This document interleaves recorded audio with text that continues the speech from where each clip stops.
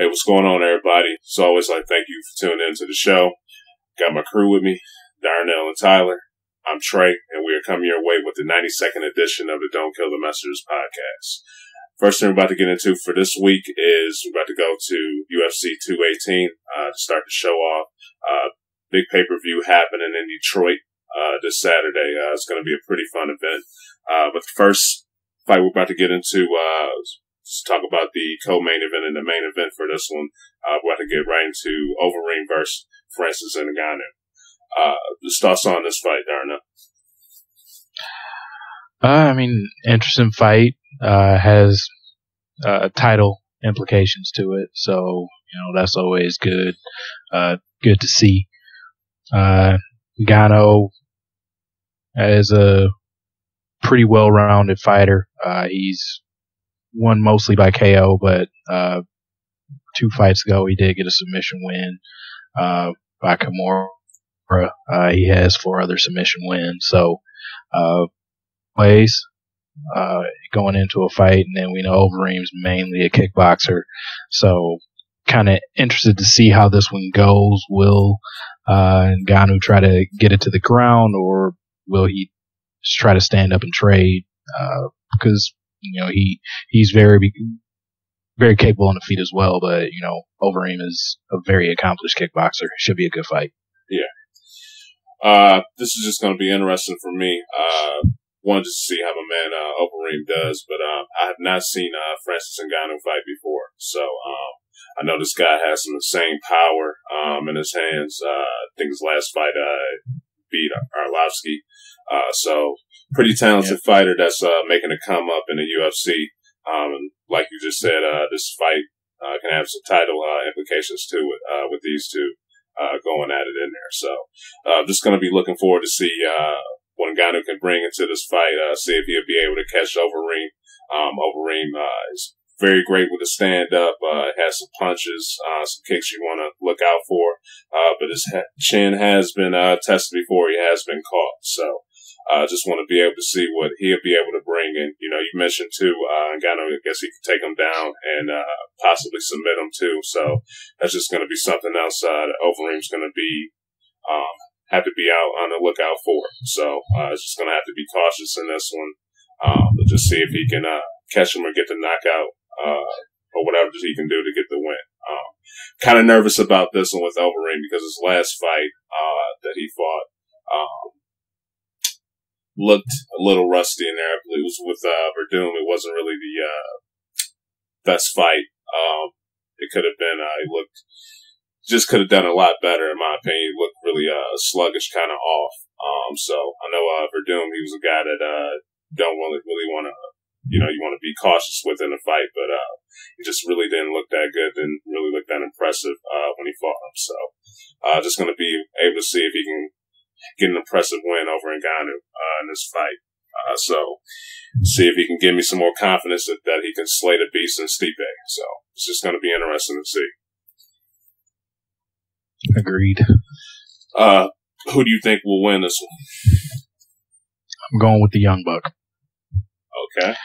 I just feel like Overeem, he's not he's not done by any means, but his last couple fights, I just don't feel like he's been on the top of his game. He's been a little too reserved. I don't know if he's getting a little gun shy because he's taken some bad hits in most of his last fights outside of this recent one against Verdum. So kind of feel like he's a little nervous in there at times, and if he's not on his game against somebody with that kind of power, it's not going to be good. Yeah, I can agree. Both my guys fighting, so you already know I'm going to root for him. So I'm going to go Overeem. But just looking at his, like I said, his last couple of fights, he's kind of been going into counter punch mode. A little bit kind of waiting for his opponents to, throw a punch and then try to counter and land a shot on him. But the dude's a beast. Like I said, he has some dynamite in both of his hands. He can easily just go in there and just tap them without waiting for them to waiting for a counter to knock him out. So I definitely hear you on that, him being reserved and just being a little bit too cautious going into this fight. So I think he's definitely going to have a little bit more confidence in himself and just know that, you know, he can go in there and end the fight quickly if he wanted to. But you basically just said it, man. You know, he's definitely been looking quite reserved in his last couple of fights. So. Yeah, and the counterpunch game, his head movement hasn't been the greatest, and that's kind of key if you're gonna try to be a counter fighter. If your head's stationary with somebody with, especially in the heavyweight division, those big hands flying. Yeah. So it's I'm like I said, I'm gonna root for him, but I'm pretty nervous for him in this fight. So I think he's got a lot that he's gonna have to show me. It's just going to be one thing to beat Ngannou, but just to see the type of fashion. If it's something that you know, like his last fight with Verdum, I really don't want to see him going there with his next fight being against Stipe, fighting like that. So I think that's going to be doomed for a failure if he's going to be fighting like that for a rematch against Stipe. So he's going to have to bring it. All right. Up next we have my man Jose Aldo is going to be getting a rematch against Holloway. Blessed. So, just thoughts on this fight, man. How you feeling about this one? I'm happy that Jose stepped up to get in this fight to keep another solid name there, especially for a card in Detroit because it's been so long since they've been here. So. Kind of want something to show for it, so maybe the UFC would want to come back again soon.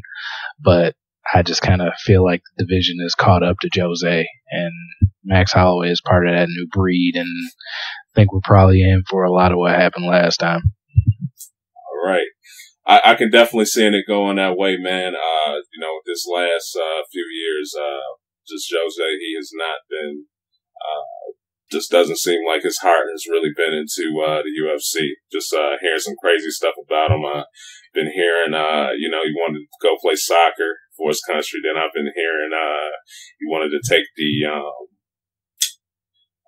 Conor McGregor route and box a little bit. Just been hearing all types of stuff. So I don't know where he at mentally in this fight. Like I said, but I'm going to root for him. That's my guy. I want to see him go in there, man, and start to chop that guy down with some leg kicks. It's been a while since I've seen Aldo do that to somebody in there. So that would be the key for him to win. He's going to have to pull out his guns and use his strengths against him instead of just trying to stand up and just throw punches at the guy. He's going to have to use those leg kicks too. So how it's looking, I think Holloway's is the favorite in this one, but like I said, I'm going to root for my boy, just to hope and see if he can pull it off and not lose 2 in a row. So, just going to be interesting to see, man. But you think he's going to knock Aldo, get the TKO against Aldo again, or? I'm leaning that way, yeah. All right. So I just feel like Holloway is super confident right now, and Aldo's not. Yeah. I mean, this in a nutshell.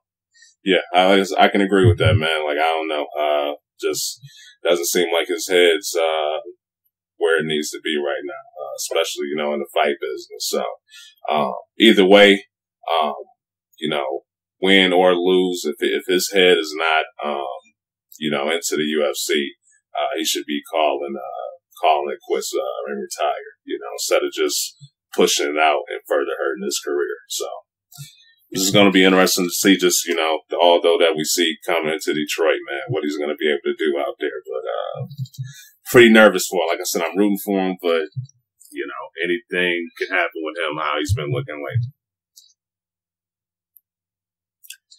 All right, anything else for UFC 218? No, just excited to see UFC action in the D. Yeah. So it'll just be interesting to see, you know, after this pay-per-view, you know, how long it'll be. We'll just see if Dana would be interested in having it here again, because like I said, it's been a while since the last time it was here in Michigan before. So will it be another delay like that, or will we start nailing out some more pay-per-views in Detroit, or what? So that'll just be good for the city. Just to go right back into some more UFC, there was Dana White. He was saying that there was uncertainty. McGregor will actually end up returning to the UFC. Just what are your thoughts on that? Not totally shocked. Just McGregor, he's just never been the type to, I guess, run things back. As far as MMA went, he didn't like to do a lot of, fighting the same fighters unless he lost, like he did with Nate Diaz, or staying in a division after he quote unquote conquered it. Yeah. So, he one belt, moved up a division, got another belt, and then moved on to boxing, and he lost there. So, I mean, I assume he would take another Floyd fight, especially with how much money he made. Yeah. But it doesn't surprise me that he would go back to fighting in the UFC for such a huge pay cut, where guys are waiting for him and hungry to go after him, where he knows he's probably going to be at a high risk because, Conor hasn't made a lot of friends. Yeah. In his run through the UFC. So a lot of people want to take that chance to go after him, and I don't think he's feeling that right now, especially after he just got paid $100 million. He doesn't really need to fight, especially for UFC purposes, because that kind of money is not waiting there for him. Yeah. Unless he can somehow get the UFC to co-promote with him, which I do not see happening. Yep. Can I jump in real fast? Yeah, go ahead, Ty. Yeah, it's kind of an interesting thing because you guys have said it, well, Darnell has so far, and I'm sure you'll agree with him, Trey. The fact that, like, Conor McGregor doesn't support the brand. He's not really, really into supporting the UFC, but he supports himself. And I completely understand. And I completely understand that. But when you get a draw like you got with that McGregor Mayweather fight, you're gonna piggyback on that all day long. Just, it's tough to make that kind of cash and then fall back to what will, for lack of a better term, be the minor leagues. Only getting a fraction of what he got for that fight in a loss, nonetheless. I don't think he's concerned about his boxing record at all, but for him to be able to just build his own brand and make that kind of money, I don't see him settling for anything less after that. Yeah, I can agree. What I was just about to ask you guys, you can get into, Ty, just with this whole situation, ain't no telling how long it'll be before McGregor comes back to the UFC, or if he will come back to the UFC. What do you think? Dana should just, strip him of the title, or just what? How do you think he should go about this? Well, yeah, I mean, he can't let Conor just walk around saying he's a champion and not defend it for years on end. So yeah, he has to at some point strip him or put the ultimatum: you have till this date to agree to a fight, or you're not the champion anymore. Yeah. I mean, McGregor will be McGregor, so he'll always walk around bragging about, he left on top or whatever he wants to say, but he can't hold two belts hostage. Yeah. Well, one belt, they already took one off of him, so, yeah. But he can't hold the lightweight title hostage. Yeah. Yeah, I completely agree, just real quick, because I think Darnell used the perfect word of ultimatum. Like, he won't give it up unless he's forced. I also don't see him, giving it up voluntarily. So I think ultimatum's the perfect word for that right now. Yeah. How long, if you were in Dana White's shoes, guys, how long would you give him before you would give him that ultimatum? May, June, something like that. I'll give you 6 months. Yeah. Basically, I would say give him, at least enough time to run a full camp. I would maybe say, hey, you got, 2 months to announce a fight, and then you got the length of that camp. So, yeah, I guess that'd be about 6, maybe 7, tops 8 months. But you cannot let him go all of 2018. The UFC can afford to go all of 2018 without a title fight. Yeah. Especially, in any division. Yeah. And just in weight, it's putting setting a lot of guys back. You have, there's Ferguson, a lot of, I was going to say, there's a lot of guys. Yeah. There's a lot of guys that can be in line for that. Yeah. You had Ferguson. There was rumor, him and Diaz, will get it on for part 3, as soon as he returns. There's also been, with, talks with Khabib. So this is whole, situation. It's setting the guys back, just fight wise and just pocket wise and getting that money. So, I would definitely agree with that for, about 6 months, June, July, give it to him. So, all right, guys, anything else to add for UFC? Nope. No. All right. Up next, we're about to get right into some NCAA football.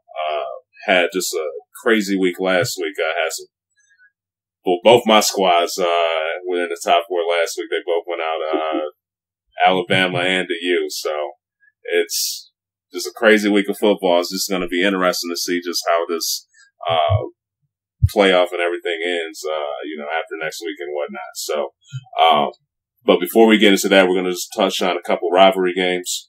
We're about to get right into, University of Michigan and Ohio State. Just thoughts on that game. Yeah, I actually really liked the way Michigan opened up the game. Really quick lead. I was super impressed that they, opened the game with a 3 and out, forced a 3 and out, and then answered with a touchdown. I thought, they were showing some, real strong physical and mental toughness in order to do something. But as the game went on, you just saw that Ohio State was the better team, especially offensively. Michigan hasn't really been able to do much outside of that Purdue game with John O'Korn. And, even though O'Korn had some better overall-ish type numbers, he threw for 195 yards, but he's thrown like under 100 a couple times this season. So even though 195 is not super impressive, it was okay. Where I was impressed with Michigan, that I felt like they ran the ball fairly well, especially for a dominant defensive front. The only problem was when the game got late and Michigan needed the yards, they couldn't get them. And that's where Ohio State really started to flex their muscles. You could tell, toward the end of the game, the defense was starting to be on the field for too long. Tires starting to give up some big 3rd and 8s, 3rd and 10s, 11s, and just giving up 20, 25 yards a play.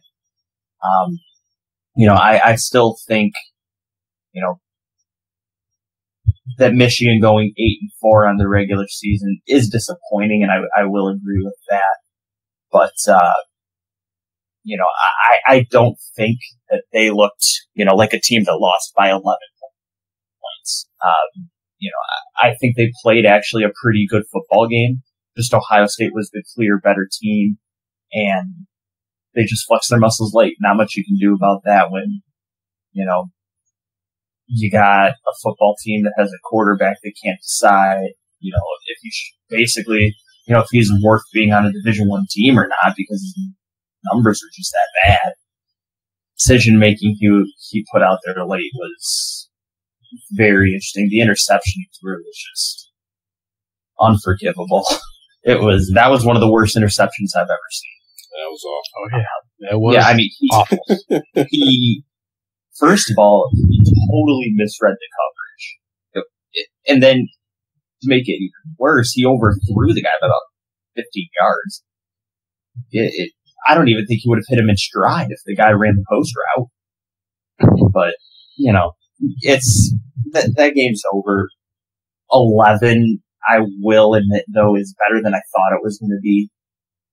I was expecting closer to 20. But, regular season done. Good luck to Ohio State in the Big Ten Championship. See if they can spoil Wisconsin's season. But, it kind of played out how I expected, but I also think Michigan looked better than I expected. Yeah, I'd agree there. I mean, Michigan came out of the gates early, looked good, shut Ohio State out for the first quarter. They were pretty much the whole game. They made Barrett look pedestrian as far as passing.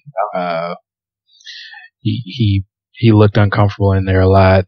Things started to open up once Meyer changed the game plan and started getting the quarterback out running. And, it's kind of rough that that's still Michigan's Achilles heel, that they just we talked about that a few times. Yeah, and I mean this is beyond Harbaugh. I mean, this goes back to Hoke, Rich Rod.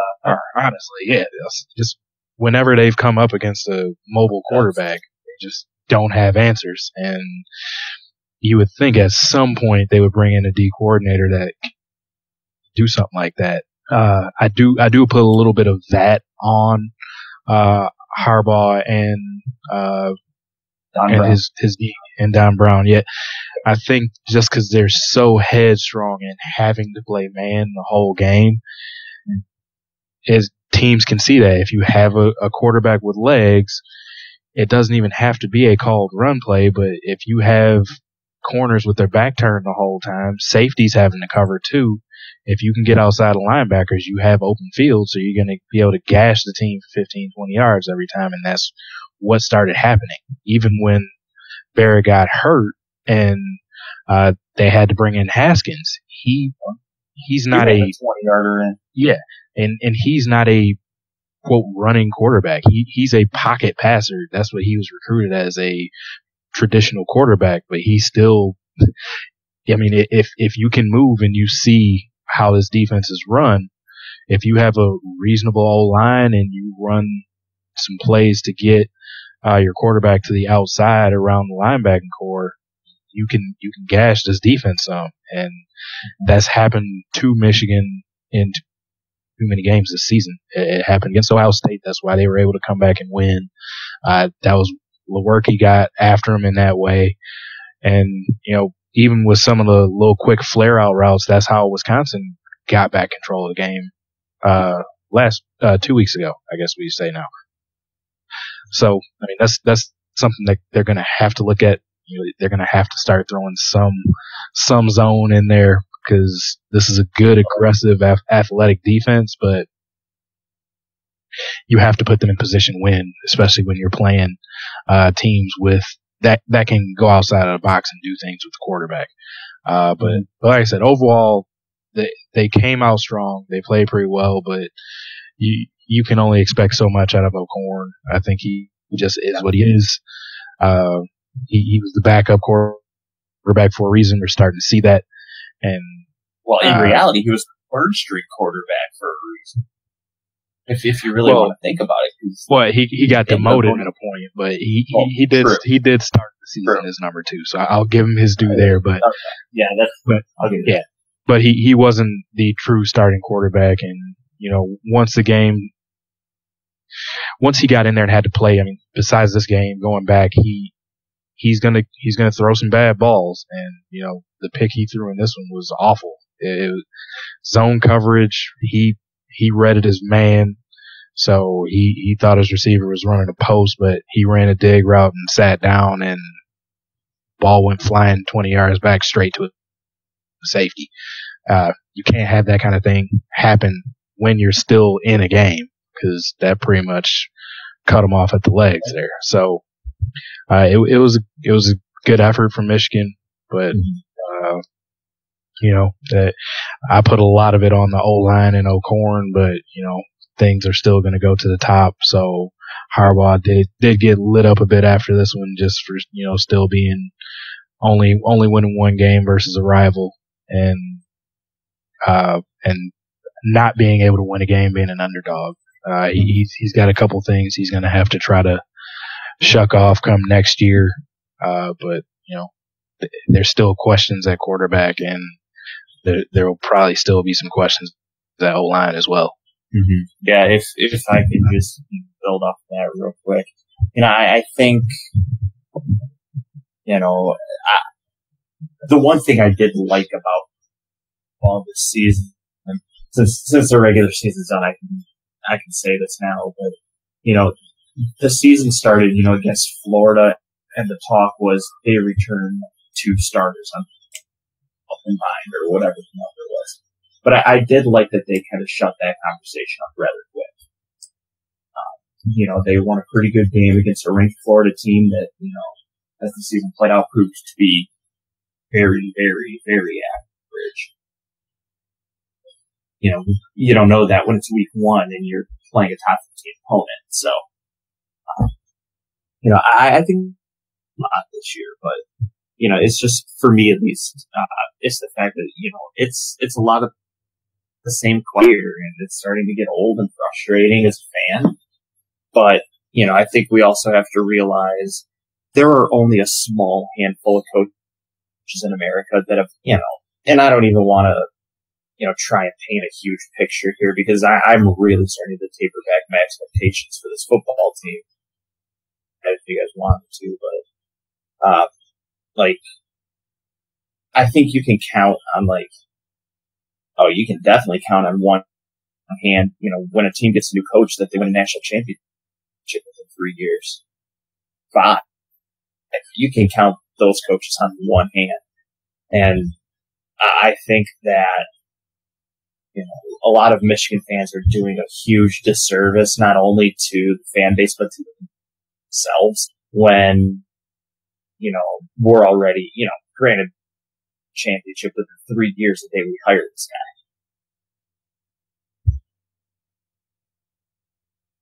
Yeah.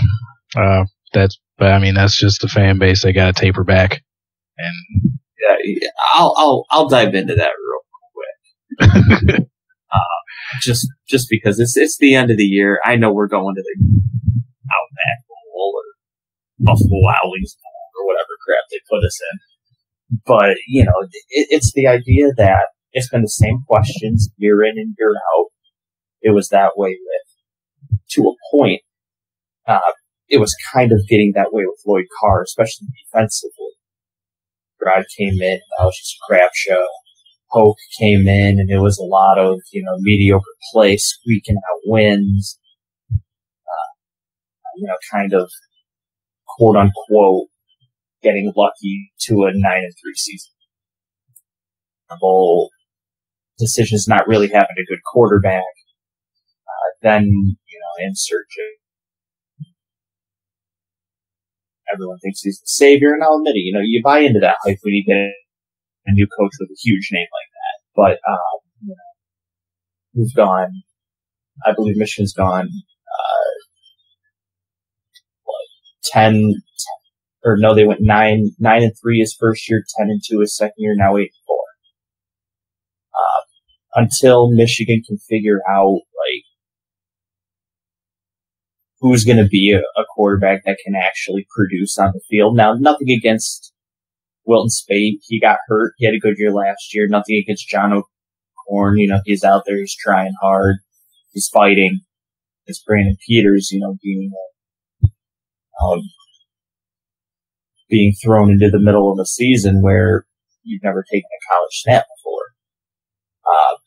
But Michigan needs more than a quarterback throwing for 185 yards and 1 score. They need a guy who's throwing for 2 or 3 while, we're still rushing for 1 or 2 more. But Michigan's really trying to get back to that power game, but they need a quarterback who's throwing for close to 300. It's just how you have to do it these days. You have to be able to sustain drives. You have to be able to complete 3rd and longs, and Michigan's just not doing it. And I'm going to be honest with you. Next year, I'm not even going to pay attention to recruiting. Michigan lands a big name. Hey, good for them, but I don't care because I'm tired of the smoke and mirror show for this recruiting. 5-star this, 4-star that. that's over. That's out the window. Alabama lost this past week, and their playoff hopes are pretty much shot. So, recruiting's a smoke and mirror show that I'm done with, and until Michigan can basically get their crap figured out and start winning, we haven't seen them win a big game. 3 or 4 years, probably. I can't even remember the last time. Actually, their last big win was probably the Sugar Bowl, to be quite honest with you. So we can start winning more big games. Sign me up for 9-3, 8-4, because it's just bound to happen, and I'm just done setting myself up for the disappointment. Just real quick, Ty, you was talking about, the fans with the expectations. Oh, yeah. Huh? I said, oh, yeah. You were, talking about that with their expectations for, Harbaugh and whatnot. You think that's kind of like the Michigan way, though? I mean, y'all are, a pretty, prestigious school when it comes to the football and whatnot, man. So y'all think... Do I think it's the Michigan way? Yeah, I do. Only because for a program that's been very consistent over the years, the questions start to raise. And, I like the hope that, comes with every season. I like, having a team that you can believe can go 10-2 or, 11-1. I like entering a season knowing that that's a possibility, but I also know that we haven't exactly seen the big season. Haven't been to a Big Ten championship game. Really haven't sniffed a national championship appearance since 2006 or 7, when they played Ohio State at Ohio State ranked 1-2. But I guess to get back to your question, that's the Michigan way, because the success has been there and it was there for so long, and now it's just kind of disappeared like a mist in the wind, and people don't know what to do except revert to the fact that they were really good in the 80s, 90s, and early 2000s, and they don't want to let go of it. Yeah, I mean, discount me, I guess, since I'm a Sparty, but I just feel like I'm not saying all fans, like Ty, you're pretty reasonable, but I just think some people kind of need to accept where Michigan actually is right now. Absolutely. Like they're not Alabama, they're not Ohio State. They're on that tier with your Auburns, your Oklahomas, your right now I'll put State up in there. Just good teams that you can expect to win 9-10 games, maybe every 4 or 5 years. You get that right group that might be able to get you close or into the playoff, but they're not that perennial. This is a team that's going to compete for a national title every year. That's not them right now. I mean, a lot of the fan base, I think they still hark back to, like you were saying, Ty, to that team with Woodson on it, the last national championship team, and 97. Yeah, but I mean, people don't realize if you think about that was Michigan's first national title in like 40 years. That one. So it's like people they need to tamp down the expectations a little bit. We're just in a different day and age as far as college football goes. Everybody has sweet facilities, and a lot of the kids right now is, what have you done for me? Looking back at the prestige and I definitely the most wins of all time, like that doesn't play as hard with kids anymore. Absolutely. And if I can even, jump a bit further to that point, like all these coaches are bringing in cool celebrities, cool alumni, and things like that. And I don't even think it's so much what can you do. Well, it is definitely what can you do for me lately. If 5-star recruits got Alabama tracking him, why wouldn't you go there? But, I think and this is an interesting thought, and I'm pretty sure I've shared it, before, but the idea that wanted to get to the pros, Michigan's a really good feeder school right now for the NFL. Harbaugh's really prepping these guys up. Don Brown's really getting them, in tune with a man-to-man defense. So they have really good on-ball skills. Mm-hmm. But I'm also looking at the situation and seeing guys that don't look hungry in the rivalry games, that aren't buying into the fact that, hey, Michigan State's beating you, 6 or 7, and Ohio State's won 9, 10 straight. I think Michigan's starting to turn into a feeder school with kids that don't really care about what happens with Michigan. Yeah, they want to win, but they're there for personal development, for exposure, for the NFL. And I wonder if they're kind of,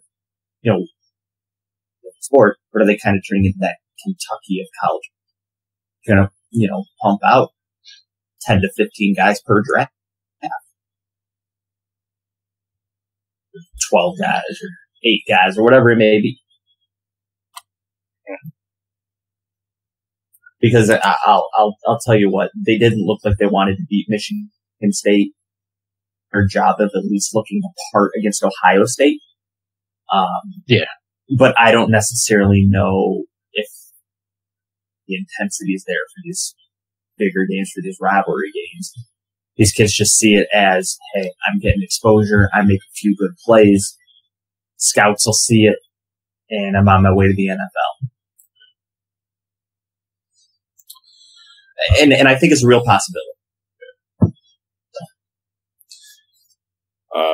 Just to close it out with Michigan, Ty, you got any higher feelings for Spates, man, since he transferring, or you still got love? No, I don't. No, I definitely don't have any hard feelings for him. I mean, I'll criticize John O'Court all day long, but I can't really say I have hard feelings for him. I mean, you go out there, you try. Some people aren't cut out for the job. It happens. But yeah, in terms of Wilt Spate, I mean, the guy gave us a great season last year, played against Ohio State hurt, and Michigan was basically a play away. The kid's a competitor. He's tough. He had to get hurt and miss the rest of the season. But, I hope wherever he ends up, he lands the job and do well. It was pretty clear he's not going to be the starting quarterback next year. So, right. I think he made it was a decision that probably was better off for him if he still wanted to play one more year. Yeah. Yeah, and I won't be shocked if he ends up at some. Now, granted, I don't know who had senior quarterbacks this year. If he ends up at some, and I don't want to say non-Power 5 school, because I definitely think he could land at a Power 5 school. But he's not going to end up at your Oklahoma or Alabama, so on. He'll probably end up with one of those mid-range teams and maybe lower half of the upper end, but I definitely think he has the talent to play there. He'll just need to find where the fit is for him. All right, guys. Now we're about to transition right into the Iron Bowl, Alabama versus Auburn. Just thoughts on that game. I was not comfortable about this game today, and they just made me feel correct. Yeah. Just felt like, Auburn was on a confidence high, and, with the mounting injuries building up at linebacker for Alabama, it just didn't seem like a good fit, especially with, Jarrett Stidham has been playing some good football, and Auburn's defense. And some good ball too. And, if you have to force Jalen Hurts to be a passer and passer only, Alabama has some tough sledding still, and that's what this game turned into. They couldn't run the ball totally effectively, and, they were giving Jalen Hurts fits, and Auburn was consistent on offense, and taking advantage of every short field and situation they could get in, and credit to them, they did what they needed to do and took care of business. Yeah. Just how do you feel about Jalen Hurts, man? I feel like he's a good athlete, but it's just he has won some games for Alabama that they needed him to. Usually it was with his legs doing things, even in the national championship game last year, he did all he could to win that game. He didn't have the best passing performance, but he had a good all-around game. Yeah. But is he like an NFL quarterback? No, I don't think so. He's one of those, if he has any NFL aspirations, he's probably going to have to switch positions once he gets there. Yeah. But I mean, he's a solid college quarterback. So I mean, I don't want to just say he's awful or anything like that, but just when he's playing an elite defense that can keep him contained and force him to be a thrower, it's tough sledding for him. He throws a good deep ball, and when he has somebody that has a couple steps on a defender, he can hit them. But he's not very good at throwing receivers open or anything like that. So hitting tight pockets, throwing in windows, that's not his deal. And I'm not sure if it ever will be. Yeah. He's only a sophomore, man, but yeah, I feel the exact same way. In terms of like just looking at his just athleticism, man, I just think he could just go down. Just one of the most just amazing quarterbacks we've ever seen in college football. But you're just gonna have to get that passing up, man, because like once you can contain him and keep him in that pocket, he'll force some throws and just, make some ugly decisions sometimes. So, the guy's hella talented, got plenty of skill, but, it's just going to be interesting to see, how much he can improve upon, his passing, within the next, year or two. So it's, he's a fun quarterback to watch, man, but if you get that right defense on him, he can be cringeworthy sometimes. So I could definitely agree. You got anything to add to that game, Ty? Yeah, I think Darnell called out, the linebacker issues for Alabama tended to play a pretty big role with what happened. But I think the thing I find interesting about it is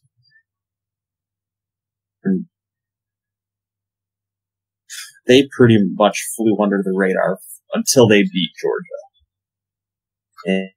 And I think everybody knew that they were, pretty good, lining up to be a pretty strong team this year, anchoring on that defense. But I don't know, I kind of feel like their offense has found some strides. Post Cam Newton, they really struggled with their quarterbacks. It looks like they found someone at least, solid enough to put them, the position they're currently in. And so, you got to definitely give credit to them. Not seeing Alabama in the playoff for the first time, but I definitely think that we're talking about the Big Ten possibly being the best conference in college football. The Big Ten really kind of fell off at the end, where the SEC started to grow strong at the end, and I think they kind of bumped themselves back up on the bowl again. So. Credit to Aubrey, and I guess we'll wait and see what happens to their season. You mentioned it already, Ty. We might as well just get right into it. We get more into the playoff in a minute. But do you think Alabama's playoff chances are done, Darnell, or what? How you feeling about them with this loss? Well, I mean, definitely not looking good. They still have a shot. Now, I'm not going to say they're done, but they're depending on everybody else because they're not playing Saturday. So some things can happen with these championship games. I mean, Miami, they have to play. I think if it came down to Miami or Alabama, they're going to push Alabama up there. Name recognition and history. And then, there's going to be questions if Ohio State walks in there and beats Wisconsin, or just the least possible, I think, but if TCU were So then TCU, I don't think that would be enough to push them all the way up. What are they at 11? Push them up 7 spots into the playoff. I doubt that happens. Yeah. With Georgia and Auburn, Georgia wins, they get it in. Yeah. I think they would hop Alabama since team that beat them, even though it's a revenge game for them. But I think it comes down to those other conference championships, since 3 out of 4 are, well, all of them are playing in their conference championship games. Yeah. But I think if any of those lose, Alabama, because basically, if you just narrow it down to, they've been in every single playoff since it's come into play. I think the committee might a little extra credit there, even if it may not be deserved based on this year. Yeah, that's just kind of like what I was kind of going with, man. Because if you look at kind of the history of just Alabama, Saban been there, including the BCS, they kind of got a little generous with the rankings and getting into the playoff and whatnot, because they had some losses close to the end of the season last couple of years. That a lot of people could have counted them out, but the committee they got together, they cut them some slack, and went to the finals. Been to the playoffs every single year, and been to the finals 2 out of the 3. So part of me feels like the committee will get together. They could cut them some slack some more. So, but it'll just be interesting to see with this Bama team, because they definitely blew it big time with that Auburn loss, but they're set at 5. So anything can happen with these playoff rankings so far. Mm-hmm. Yeah, I mean, the way things are set up this year, like this or 8, I would say, going down to Ohio State, this one is set up for just all kind of argument to happen. Yeah. Here, because I mean, if Georgia beats Auburn, it's like, okay, well, they're 12-1, they won their conference championship, but they never got a chance to play Alabama. So what do you do there? Yeah. I do think Georgia gets that nod, like I said, for that one, but it's Clemson. Okay, but they lost to Pitt, lost to Auburn. Yeah. Ooh, what do you? Ohio State beats Wisconsin. It's a 2-loss Ohio State versus 1 loss Alabama, and loss number 2 for Ohio to a middling Iowa team. Yeah. In that game, but you look up and down the college playoff for the Iowa right now. Yeah. So this one will be a lot of discussion, and I just think if any of these top 4 lose, sans Auburn, if any of the other conference in this top 4, if they lose, I think Alabama kind of has that inside track. Yeah. Mm-hmm. Yeah, definitely agree. I think if we going to be playing, to Alabama. So, but I kind of look at it and I think if Georgia wins, I think they'll leapfrog Alabama. But it would definitely take any combination of Clemson, Oklahoma, and Wisconsin losing for Alabama to get it. But I think they'd need more than, it's so hard because, at least,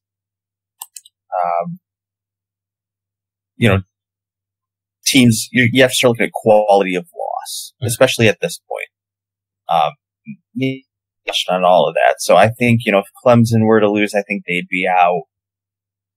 If Auburn were to lose, they would be out. And I think if Wisconsin loses, they're out. Even though this loss would actually not be a bad loss. It's just the fact that, all right, you're now playing your first really good opponent of the year, and you lost. one of my favorite sayings for college football is, it doesn't matter how you lose, it matters when you lose. Yeah. Man, with conference championship week coming up, potentially lost at the right time. Yeah. You know, so, I mean, to the right team too. Correct. Yeah, I mean, granted, yes, who you lose to matters, but when you lose hurts more than who you lose to. Bama, for instance, if Bama would have took that L at the beginning of the year instead of this time, still would have been in the playoff for us. So it's. Oh yeah, for sure. Yeah. So. Yeah, if they would have took it early, we'd be talking about it right now. But I just think when it comes to Saturday, they're going to be like, if they have their pick, they're cheering for TCU #1 just because that's a low team in a conference championship game. So they have to fear at least jumping them. Yeah. But you feel a lot more comfortable. Yeah. So maybe if they would probably be, I mean, in order of ranking, I think they would rather Clemson and Oklahoma both lose to who they're playing because their resume up a little higher than Miami, TCU. Yeah.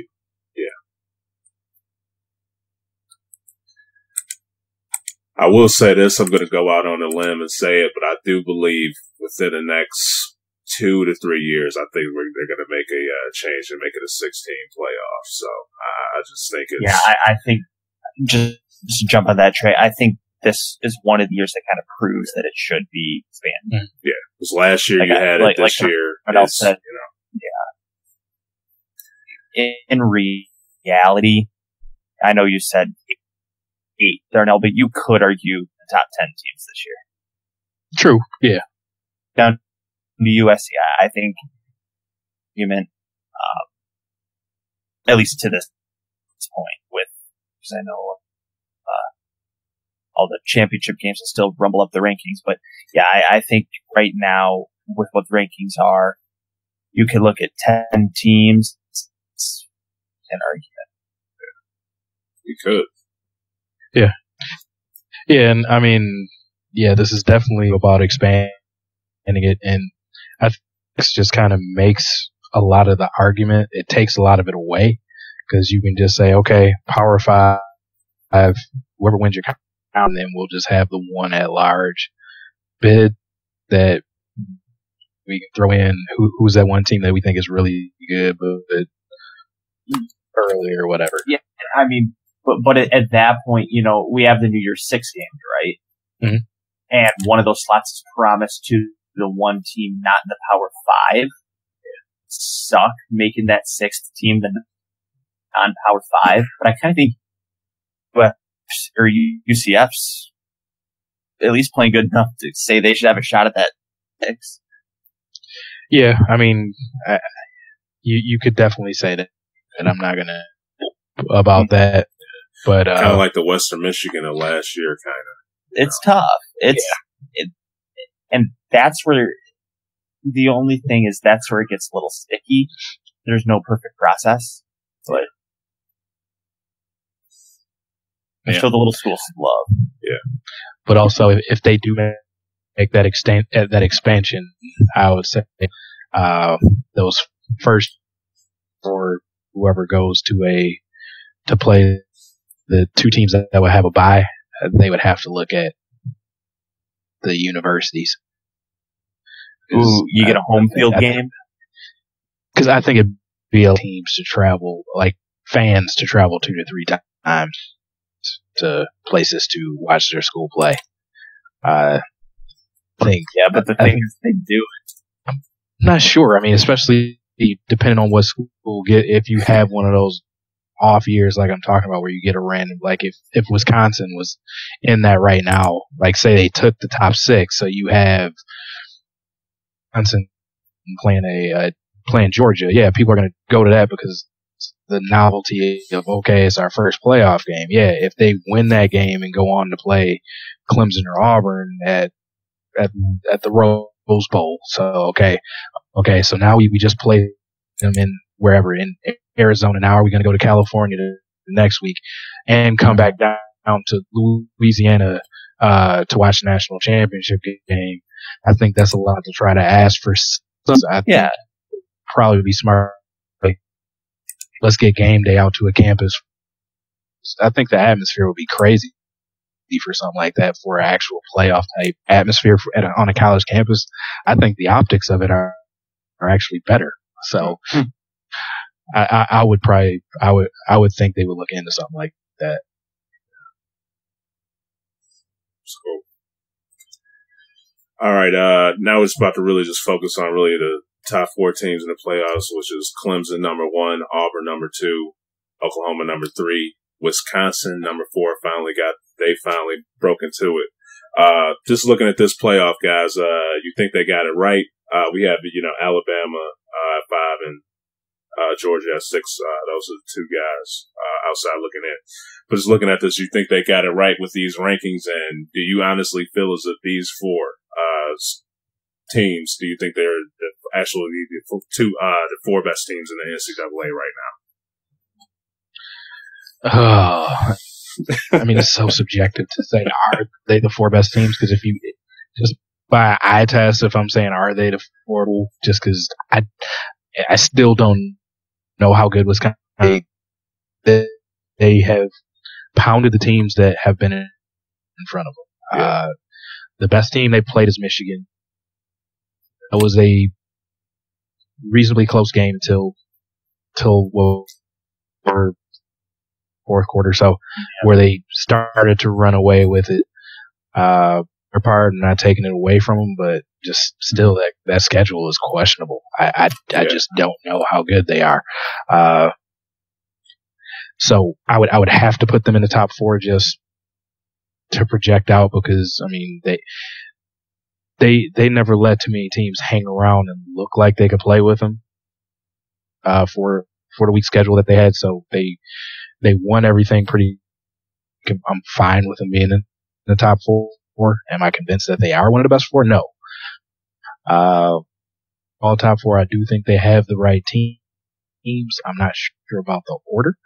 I think I would probably have Oklahoma and Auburn switch, possibly 4. Like I'm kind of in line with the AP ranking. Okay. Clemson's been pretty good. They did have their hiccup.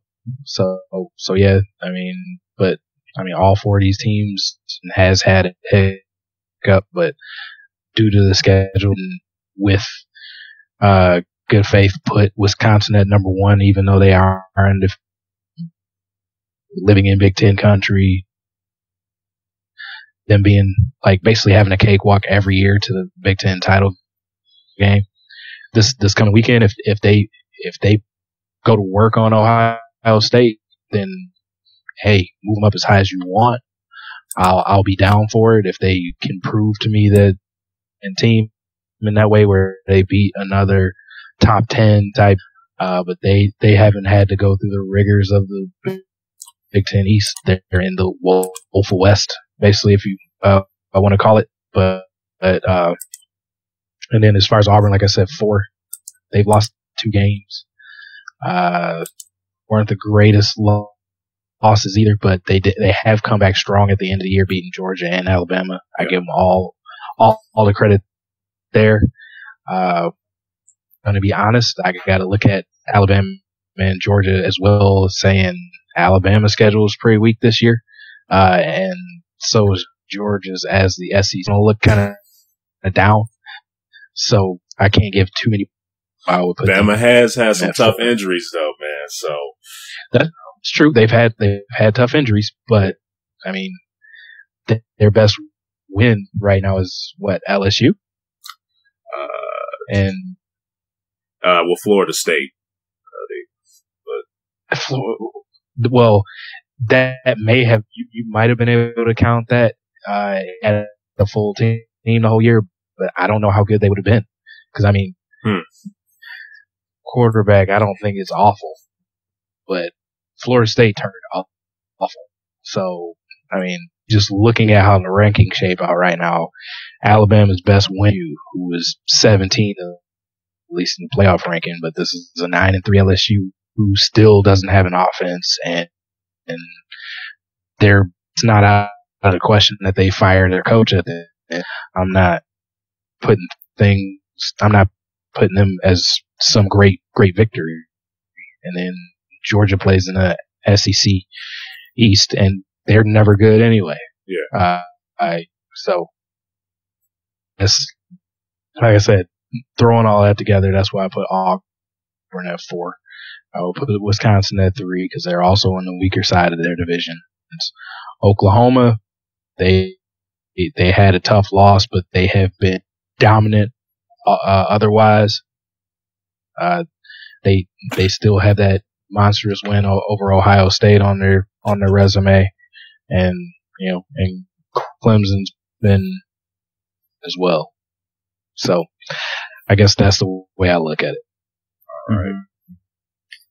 Yeah, I would kind of go a little bit in line with your thinking, except for the college football playoff ranking. I would just flip Auburn and Oklahoma. A lot for the same reasons that you gave. Wisconsin, they're at 4 because if they lose to Ohio State, kind of like you said,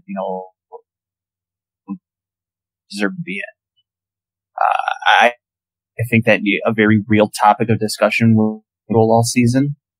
Now, granted, a lot of these non-conference schedules have been made up before the playoff even started, but we're starting to get to a point where that's starting to change. So you're going to see a lot of better out-of-conference games. But will these 4 teams be the 4 we see? As unfortunate as it may be, I think we'll see the Big Ten miss out. I think Ohio State is going to beat Wisconsin. Wouldn't be shocked if Alabama slides in and we see 2 SEC schools. But I don't know. I've been wrong before.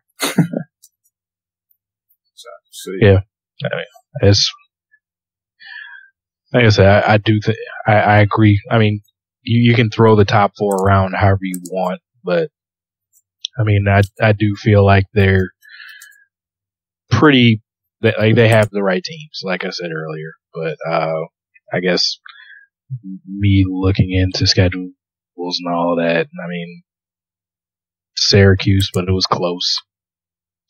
Auburn lost to Clemson, which is, it's the number 1 team, so I'm not going to hold that against them. But they also lost to LSU, which I just kind of said is not a great team. And Oklahoma's lost to Iowa State, a solid team. So I don't know. That's why I show more disrespect to Auburn and Wisconsin out of this. Well, you're a roll tide type of guy, so I know where that animosity comes from for Auburn, man. I respect if they have great wins, but I'm just trying to look at who lost to who and when and where. Auburn has 2 losses. They're the 1 team in the top 4 with 2 losses. So their schedule helped a lot, man, because they came out of nowhere within these last couple of weeks, man, just with the whole Georgia game and then Alabama. So that schedule, just with how those 2 teams was ranked, it helped Auburn a lot. So well, yeah, and I mean it helps that at least their 2 losses are both ranked teams. One of them in the countries, and it was a close game, so you can't dock them too many points, but they do have 2 losses. So 3 teams who 2 of them have only 1 loss, 1 is undefeated. Think they're still a little too high. Yeah, at 2. Respect that. All right, guys. Anything else to add for the playoff? We'll see how much it shakes out next week. Yeah. Yeah, this is just going to be really interesting, man. But yeah, I'm really hoping they could get that 16 playoff soon, because that'll just make it a little bit more exciting, and it'll help with the teams that you think are undeserving but's going to miss out. So be really good. But to finish this out for NCAA. We had a couple of college football pickups, coaching wise, happened within the last couple of weeks. One, Herm Edwards, he's going to be house sounding. It's not in yet, but it looks like he's going to be accepting the Arizona State position. And you had Chip Kelly. He's going to be hitting up UCLA, trying to turn them around. Guys, just thoughts on those pickups? I'm coming more around on this Herm Edwards pick. I always thought he was a decent NFL coach, not great by any means, but his personality and how he likes to mentor his players is good for the college ranks. Yeah. As long as he can get them to produce on, I mean, he's one of the most respected I speak of in sports. And he always seems to really care about his players. So I do like that about him. And I do think that kind of fits in more, to think about him dealing with 18 to 20-year-olds, setting him on that path. The NFL, they always used him as one of the speakers for the rookie symposium, where he's dropped a lot of his speech gold as far as, don't press send and dealing with kids with social media and stuff like that. But I think he's going to be a good influence, in the college ranks, and he's going to make a lot of kids better for it. Yeah, I'll piggyback on that thought.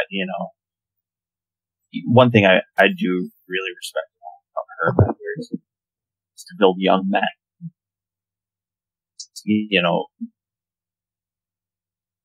Guys that, it's one of the old sayings, there's no game bigger than life. Wants to make sure that, football players are equipped to be respectable, honest, character driven men. And, when you get, to kids, you are, a huge influence in their life, especially as a football coach. You're around them almost, feels like 24/7 to some of those coaches. But, I like him as a role model, as, a football coach with a lot of influence. And it may not necessarily show in wins and losses being at Arizona State, but have an impact bigger than the W's and L's.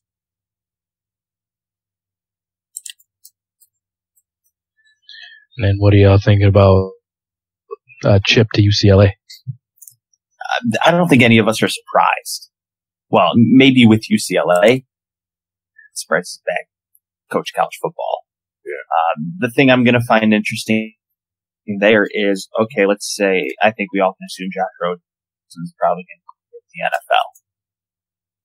Does he try to bring in this whole mobile spread offense? Is that making a comeback? Or is he going to say, hey, I've spent some time in the NFL. I see what it takes. Let's try to adapt to, a pro-ish style.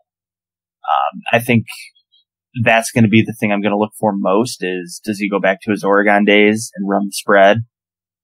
Mobile quarterback, just super fast team? Or does he try and adapt some of the pro concepts that he learned Eagles? But, he's back in the Pac-12. He'll probably get a nice reception when he goes back to Oregon. But, I still think he's going to be one of those coaches that everyone loves to hate. Wish him well. Don't wish anybody poor. But an interesting hire. But I think, he belongs to the Pac-12. He's a West Coast guy. Yeah, I was surprised at UCLA. I thought he might go to a different conference, put himself out of having to possibly go into hostile territory in Oregon. I mean, respect, but college fans are college fans, so I figured he will get some of the business there when he goes to play the Ducks.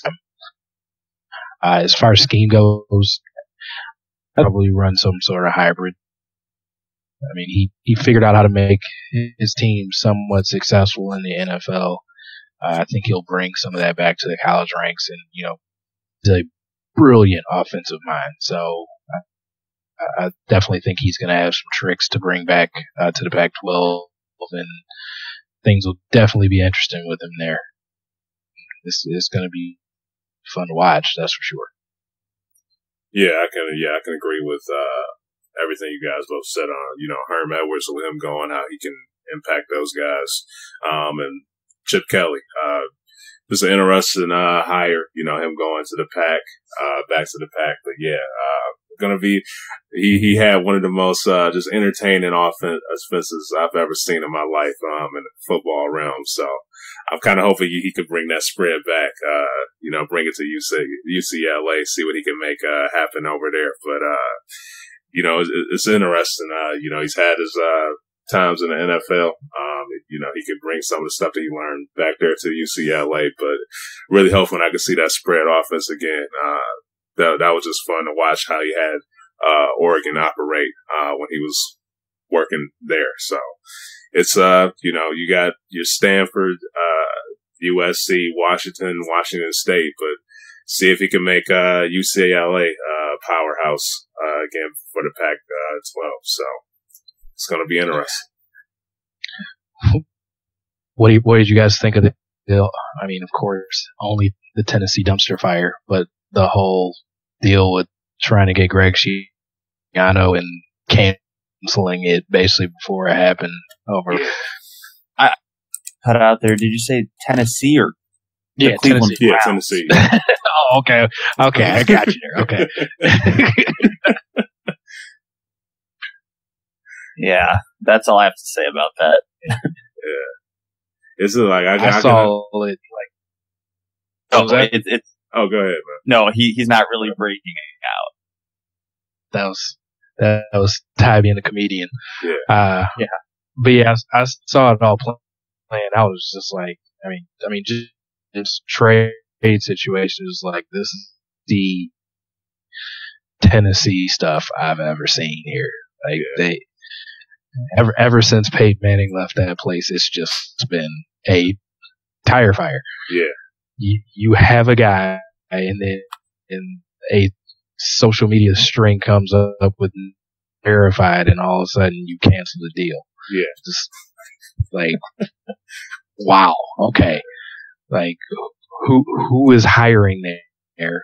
Like, do you not do background research to know what you need to know about the here? Like,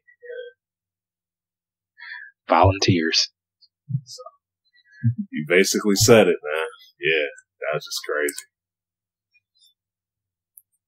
But all right, guys, before we close this out, y'all ready for these pick'ems? Oh, yeah. Yep. All right, y'all gonna have to step y'all game up for the NCAA, man. But I'm up 47 out of 77. Darnell's 44 for 77. And Ty's dead last with 42 out of 77. For the NFL, Darnell's up 37 out of 63. I'm 34 out of 63. Finally got to that 500 mark, and Ty's sucking it up 31 out of 63. So yeah, I said I'll make it up in bowl season. All right. We're about to start off with some NCAA football. First championship game we're about to get into is Stanford versus USC. Who y'all got?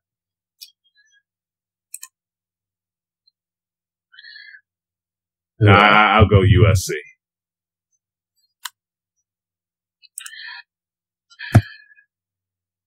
I'm going to go USC as well. I'm going to try to make up ground. Give me Stanford. Give me Stanford. I've picked Stanford my fair share this season.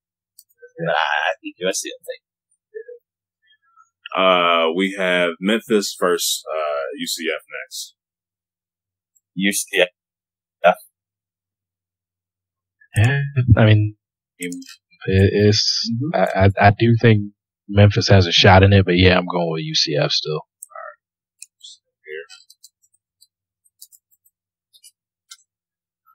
Okay, we have TCU versus Oklahoma. Who y'all got? Give me the Sooners. Yeah, I'm going Oklahoma here. This one is a rematch too. Yeah. I don't think they pans TCU like they did last time, but I think they still hold on. Yeah. All right. Speaking of rematches, we got another rematch: Georgia versus Auburn. Who y'all got? This one, I am going with the team, even though they got beat up bad. I'm going to go with Georgia here. I think they come back here with a chip on their shoulders because they know they do still have a shot at sneaking into that top 4 if they win this. So I think they come ready to play this time with playing. All right. I also am going to pick Georgia as well because I also believe that, which when like they just got over Alabama, you tend to underperform the following week. So I don't think we're going to see a as sharp Auburn. I think they'll still fight, and I think it'll be close. But I wouldn't be surprised if Georgia pulls a few more strings. Takes the dub. Yeah, I'm going to go with Auburn on here. Won pretty good against Georgia before. I just think Georgia have really changed up that game plan to bring it to Auburn. So, give me Auburn. Up next, we have. What are you about to say? That one also, SEC title game, you also have to kind of look at the locale. Oh, yeah? SEC title game. And it's going to be home game pretty much, yeah. True. No change in your pick now. All right. I ain't about to change. All picks made. Hey, I'm number 1, baby. I don't need to change. All right. All right. Up next, we got Fresno State versus Boise. Who y'all got? Another rematch. Yeah. Boise. Yeah, y'all got Boise. I'm going to go with Boise, too. Up next, we have the U versus Clemson. Y'all know who I'm rocking with. It's time to get that turnover chain back in action. So I'm going to go with the U on this one.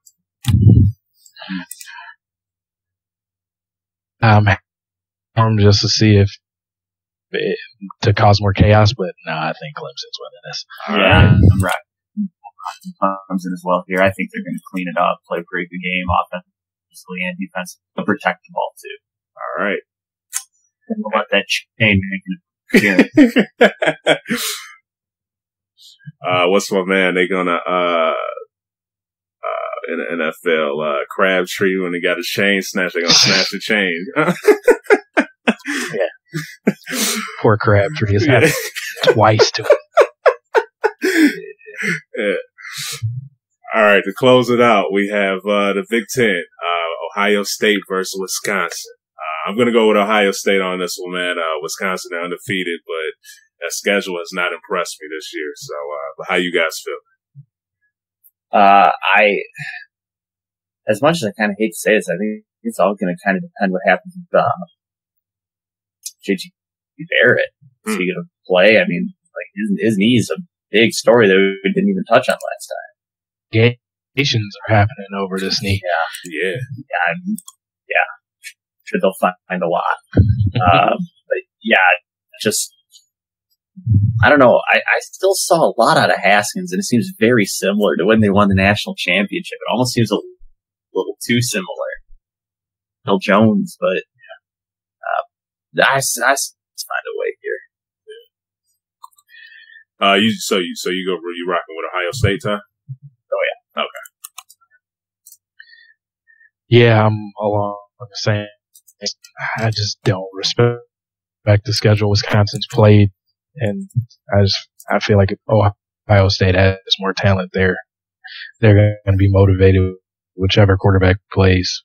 I just think they're there. And first half Hornibrook is terrible, and he can't have one of those first halves like he's had against a lot of teams against this Ohio State. they can put up points too hard to come back. All right. Now we're about to transition to the NFL. First thing I'm about to get into was Monday Night Football. We got Detroit Lions versus Baltimore Ravens. Who y'all got? Give me the Lions. Okay. I'm going with Trey's boys. All right. Give me the Ravens.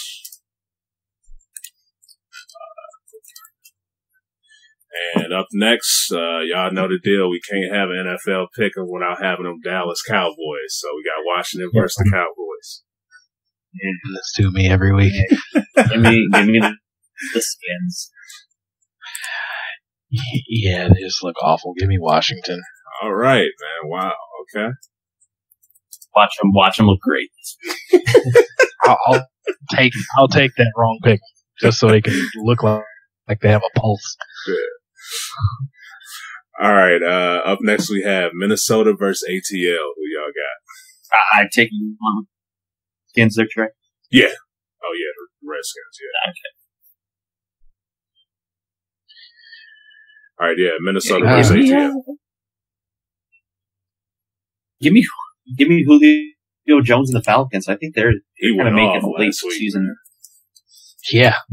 Yeah, I was playing you in fantasy too, man. I know. Yeah. Perfect timing. Yeah, give me the Falcons. I think they're starting to find a stride a little bit. I got Minnesota. I'll take Atlanta. Okay.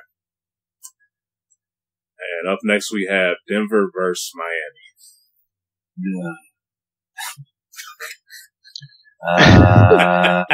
Give me the Broncos. Yeah, they have a better run D. Give me the Broncos. All right. I'm going to go with Denver as well. And to finish it off, we have Carolina versus New Orleans. Who y'all rolling with? Give me the team that's Alvin Kamara. All right. Yeah, give me the Saints. All right. Since y'all jackasses like to pick the same team as me, I did have New Orleans, but I got some catching up to do, so give me Carolina. Hey, if you want to catch up, you can't afford to fall behind. Yeah. I was going to say, make the right picks earlier, sir. All right. Okay, y'all. Any other final statements before we get ready to close this out? Yeah, I'm just going to throw one in there. Pistons with a big win over the Celtics the other night. They are looking very still impressive, man. Yeah, still impressive. Just notice they're definitely not getting it nationally. Yeah, just hopefully they don't Detroit Piston around and start losing. Hopefully they can Piston, yeah, Piston, not Piston, yeah. But just they hopefully they can just keep this going. Not halfway season mark or whatever. They just start losing. Tobias Harris has been balling for them, man. So Drummond's turning it around. Jackson's turning it around. Yeah, so looking good. Can't complain. Yeah. You got anything else to add, Darnell? Nah, I'm good. Well, just speaking of basketball real quick, man, they did my man Fizdale dirty in Memphis, so I'll throw that out there. I don't think they should have fired him, but since we was talking basketball, yeah, I think they kind of screwed him over with that. But it was shocking. Yeah. So, but I mean, to be fair, this is the same team, when Lionel Hollins was there. He was doing a good job too. They kicked him to the curb. So they kind of been doing that lately. So have to see. But all right, guys, that's it. Yes, sir. All right, y'all. Appreciate y'all for tuning into the show. As always, y'all can find us out on iTunes, Stitcher, YouTube, SoundCloud. Just hit us up in that search engine. Also, feel free to check us out on Twitter at DKM_cast. We'll catch y'all on the next episode. Peace.